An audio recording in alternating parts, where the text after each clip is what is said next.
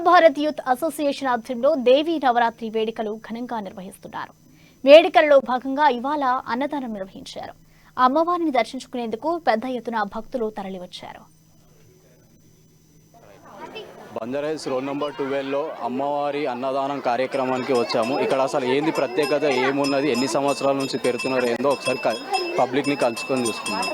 చెప్పండి అన్న, ఇక్కడ ఎన్ని సంవత్సరాల నుంచి మీరు అమ్మవారిని పెడుతున్నారు? ఇక్కడ ప్రత్యేకత ఏమున్నది అసలు?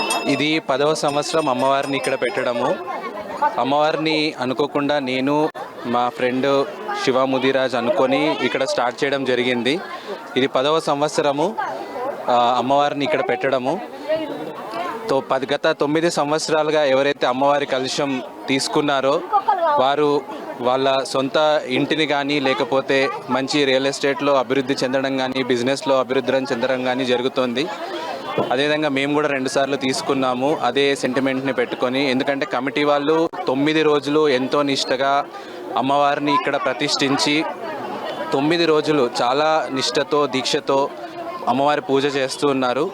అదే అందరికీ సెంటిమెంట్ అనుకుంటున్నారు. అంటే మేము ఎవరిని కూడా చందా అడగడం కానీ లేకపోతే విరాళాలు అడగడం కానీ చేయలేదు.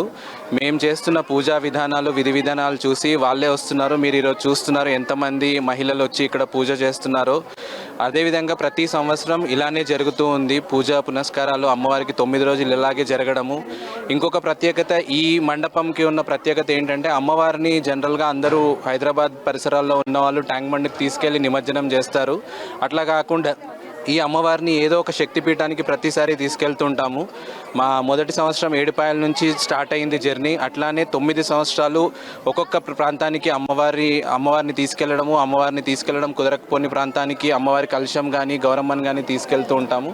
అదే క్రమంలో మేము విజయవాడ, బాసర, కొమరెల్లి ఇట్లా అన్ని అమ్మవారి పుణ్యక్షేత్రాలన్నీ తిరిగి అక్కడ అమ్మవారి నిమజ్జనం చేశాము. చివరగా 9వది గత సంవత్సరం అమ్మవారికి భవ్యమైన జాగరణ కార్యక్రమం చేశాము. దివ్యంగా